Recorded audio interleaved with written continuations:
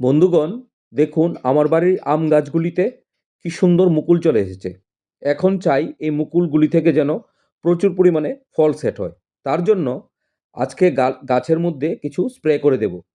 প্রথমে নিয়ে নিলাম সিলিটেড জিঙ্ক, বোরন লিটারে 1 গ্রাম আর জিঙ্কটা লিটারে 5 গ্রাম। সঙ্গে নিয়ে নিলাম একটা ওয়াটার সলুবল ফার্টিলাইজারের দোকান থেকে এনেছিলাম।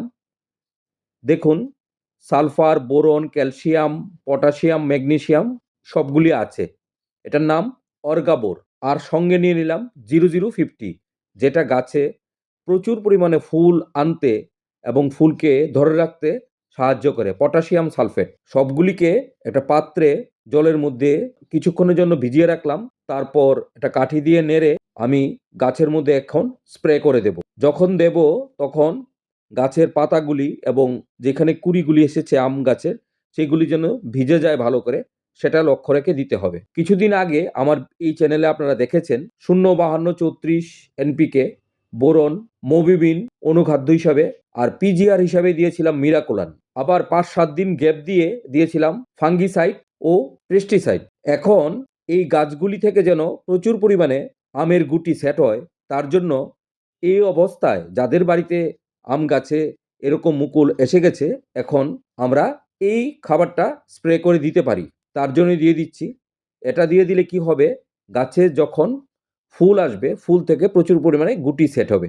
কিন্তু আমাদের কিন্তু ফাঙ্গিসাইড আর পেস্টিসাইড 5-7 দিন আগে দেওয়া হয়ে গেছে, তার জন্য এখন এটা দিচ্ছি।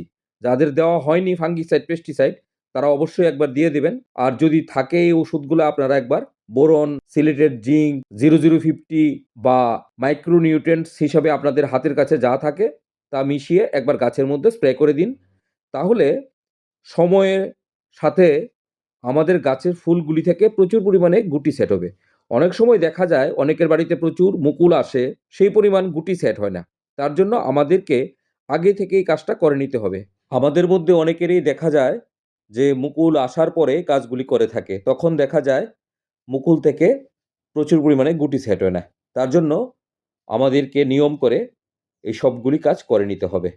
আমার চ্যানেলে সবগুলি ভিডিও আপনারা যদি দেখেন, তাহলে অবশ্যই জেনে নিতে পারবেন কখন কোনটা দেওয়া হয়েছে এবং আগামী দিন কোনটা কখন দেওয়া হবে।